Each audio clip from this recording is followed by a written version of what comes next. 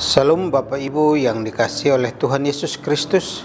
Kembali lagi pada siang hari ini kita akan belajar kebenaran firman Tuhan, di mana kita akan belajar dari surat Yakobus pasal yang pertama, ayat yang pertama sampai ayat yang ke-12. Demikian bunyi firman Tuhan. Salam dari Yakobus, hamba Allah dan Tuhan Yesus Kristus, kepada ke-12 suku perantau. Saudara-saudaraku, anggaplah sebagai suatu kebahagiaan apabila kamu jatuh ke dalam berbagai-bagai pencobaan. Sebab kamu tahu bahwa ujian terhadap imanmu itu menghasilkan ketekunan. Dan biarlah ketekunan itu memperoleh buah yang matang, supaya kamu menjadi sempurna dan utuh dan tak kekurangan suatu apapun. Tetapi apabila di antara kamu ada yang kekurangan hikmat, hendaklah ia memintakannya kepada Allah, yang memberikan kepada semua orang dengan murah hati dan dengan tidak membangkit-bangkit, maka hal itu akan diberikan kepadanya. Hendaklah ia memintanya dalam iman dan sama sekali jangan bimbang, sebab orang yang bimbang sama dengan gelombang laut yang diombang-ambingkan kian kemari oleh angin. Orang yang demikian janganlah mengira bahwa ia akan menerima sesuatu dari Tuhan. Sebab orang yang mendua hati tidak akan tenang dalam hidupnya. Baiklah saudara yang berada dalam keadaan yang rendah, bermegah karena kedudukannya yang tinggi. Dan orang kaya karena kedudukannya yang rendah, sebab ia akan lenyap seperti bunga rumput. Karena matahari terbit dengan panasnya yang terik dan melayukan rumput itu, sehingga gugurlah bunganya dan hilanglah semaraknya. Demikian jugalah halnya dengan orang kaya. Di tengah-tengah segala usaha ia akan lenyap. Berbahagialah orang yang bertahan dalam pencobaan, sebab apabila ia sudah tahan uji, ia akan menerima mahkota kehidupan yang dijanjikan Allah kepada barang siapa yang mengasihi Dia. Bapak, Ibu, saudara-saudari yang dikasihi oleh Tuhan Yesus Kristus, Yakobus memulai suratnya dengan memperkenalkan dirinya sebagai hamba Allah dan hamba Tuhan Yesus Kristus. Surat Yakobus ini ditujukan kepada 12 suku perantau atau diaspora dari orang Yahudi. Dalam ayat 2 ini menekankan tentang buah-buah dari iman yang sejati dan bukan perbuatan baik menurut hukum Taurat. Mari kita belajar dari ayat-ayat yang telah kita bacakan bersama.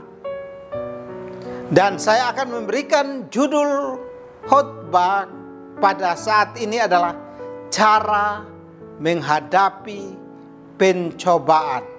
Bagaimana cara menghadapi pencobaan? Cara yang pertama yang harus kita perhatikan secara seksama adalah berserah kepada rencana Tuhan. Kata berserah tidak sama dengan kata pasrah.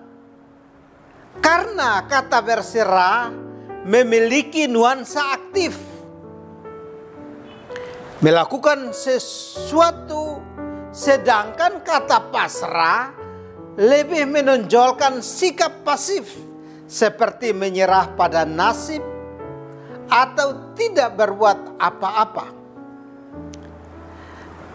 Saat kita hubungkan dengan ajaran Yakobus pasal 1 ayat 2 sampai 4, maka berserah kepada Tuhan harus dibuktikan melalui pencobaan dan berserah mutlak kepada rencana Tuhan untuk setiap pencobaan. Apabila kita berserah kepada rencana Tuhan, maka kita akan bersukacita dalam pencobaan, sebagaimana ayat 2 katakan bahwa saudara-saudara, anggaplah suatu kebahagiaan apabila kamu jatuh dalam berbagai pencobaan. Namun pasti ada orang yang berkata, enak aja Pak katakan bersukacita dalam pencobaan, karena Bapak nggak alami sih. Atau enak aja Pak berbicara seperti ini, tapi saya yang merasakannya.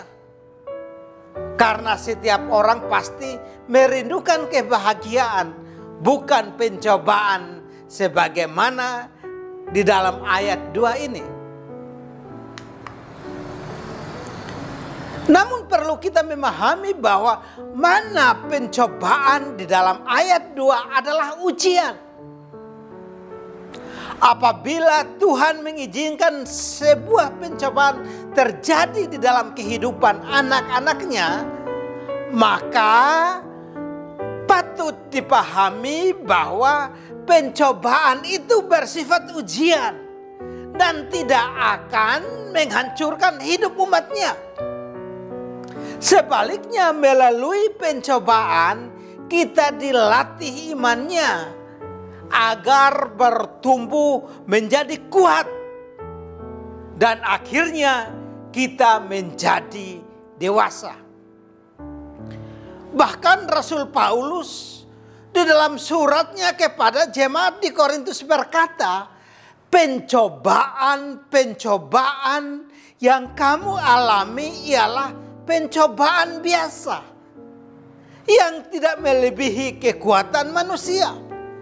Sebab Allah setia, dan karena itu Ia tidak akan membiarkan kamu dicobai melampaui kekuatanmu. Pada waktu kamu dicobai, Ia akan memberikan kepadamu jalan keluar sehingga kamu dapat menanggungnya. Kita bisa baca di dalam 1 Korintus 10 ayat 13. Dari ayat 13 ini maka ada kebenaran yang harus kita terima dan harus kita yakini atau kita percayai. Yaitu yang pertama, pencobaan yang kita alami adalah pencobaan biasa. Artinya pencobaan itu bukan hal yang luar biasa. Kita bukan satu-satunya orang yang mengalaminya. Pencobaan itu biasa menimpa siapa saja dan di mana saja. Kebenaran yang kedua dari ayat yang ke-13 yaitu pencobaan itu tidak melebihi kekuatan manusia. Artinya kita sanggup menanggungnya. Atau dengan kata lain, pencobaan tersebut tidak akan mengalahkan kita. Kebenaran yang ketiga dari ayat 13 tadi adalah saat kita mengalami pencobaan, Allah tidak akan membiarkan kita karena Dia adalah Allah yang setia. Bahkan Ia akan memberikan jalan keluar agar kita melewati percobaan tersebut. Jadi cara untuk menghadapi pencobaan selain hal pertama tadi yaitu berserah kepada rencana Tuhan, maka cara yang kedua untuk menghadapi pencobaan adalah bermegah atas kedudukan di dalam Kristus. Kita bisa baca di dalam ayat yang ke-9 sampai ayat yang ke-11. Di situ dikatakan, baiklah yang berada dalam keadaan yang rendah, bermegah karena kedudukannya yang tinggi, dan orang yang kaya karena kedudukannya yang rendah, sebab ia akan lenyap seperti bunga rumput, karena matahari terbit dengan panasnya yang terik dan melayukan rumput itu, sehingga gugurlah bunganya dan hilanglah semaraknya. Demikian jugalah halnya dengan orang kaya, di tengah-tengah segala usahanya ia akan lenyap. Jadi Bapak Ibu saudara-saudari yang dikasihi oleh Tuhan Yesus Kristus, dalam kehidupan ekonomi di masyarakat pada umumnya, kemakmuran secara materi dapat mempengaruhi pandangan seseorang, sehingga membuat perbedaan antara si kaya dan si miskin. Hal ini membuat orang kaya merasa dirinya lebih superior, atau membuat orang kaya itu lebih baik dari orang lain. Sedangkan si miskin merasa rendah diri terhadap si kaya. Bahkan si miskin ini merasa seolah-olah hidupnya itu tidak berarti. Namun dalam kehidupan berjemaat, ketidakdewasaan iman seseorang akan mempengaruhi pandangan dan sikapnya terhadap kekayaan secara materi. Ketidakdewasaan iman ini akan menyebabkan orang Kristen menempatkan kekayaan atau menempatkan uangnya itu tidak pada tempatnya. Kita harus sadari bahwa harta atau uang sesuai dengan fungsinya tidak lebih dari prasarana untuk memenuhi kebutuhan kita. Dalam ayat 9 sampai 11 tadi, Yakobus sedang menasihati para pembaca agar menilai kekayaan dari sudut pandang sarana untuk memenuhi kebutuhannya. Bagi yang miskin, tidak perlu merasa rendah diri. Sebaliknya, harus bermegah dalam kedudukan dalam Kristus. Karena walaupun secara materi dia miskin, tetapi dia berharga di mata Tuhan. Keberadaan orang miskin di dalam Kristus menjadikan mereka sebagai orang percaya lebih tinggi dari orang yang kaya secara materi. Karena mereka adalah ahli waris kerajaan Allah. Kekayaan secara materi tidak akan membuat seseorang melebihi orang lain. Sebenarnya di hadapan Allah, justru ia adalah seorang yang miskin apabila tidak memiliki Kristus di dalam hidupnya. Bahkan Yakobus menggambarkan orang kaya di luar Kristus di dalam ayat 10, dikatakan bahwa ia akan lenyap seperti bunga rumput yang hanya mekar pada waktu pagi dan akan lenyap saat panas terik itu menyinari bumi. Kekayaan atau uang tidak akan pernah membuat manusia puas atau membuat manusia itu bahagia. Karena itu kita harus memiliki hubungan dengan Tuhan.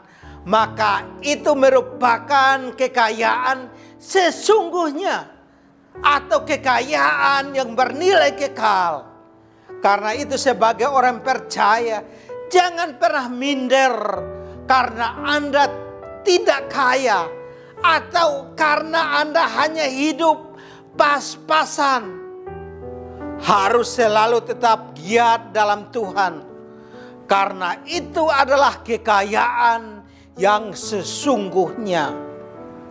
Bahkan kehidupan yang beriman kepada Kristus selalu dipelihara baik masa sekarang maupun masa yang akan datang.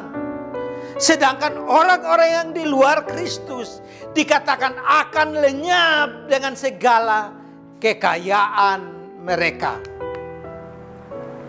Cara untuk menghadapi pencobaan, selain cara pertama tadi berserah kepada Tuhan, dan cara kedua bermegah atas kedudukan dalam Kristus, dan cara yang ketiga yang tidak kalah pentingnya adalah bertekun di dalam ujian.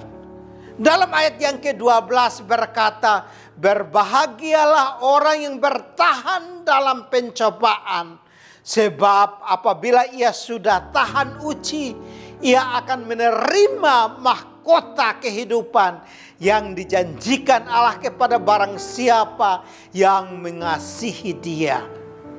Salah satu cara untuk menghadapi pencobaan atau untuk menghadapi ujian adalah bertahan atau bertekun di dalam pencobaan itu. Karena orang yang bertahan itu yang disebut orang yang berbahagia. Mengapa kita harus bertahan dalam menghadapi pencobaan atau bertahan di dalam menghadapi ujian? Karena ada janji Tuhan, karena ada ganjaran yang telah dijanjikan Allah bagi mereka yang bertahan dalam ujian yang dialaminya.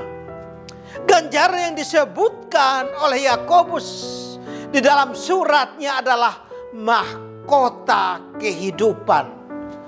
Ganjaran yang sama juga dijanjikan kepada orang-orang Kristen di Smyrna yang sedang mengalami banyak penderitaan, dan Tuhan menghibur mereka agar setia sampai mati karena telah tersedia mahkota kehidupan di sorga bagi mereka.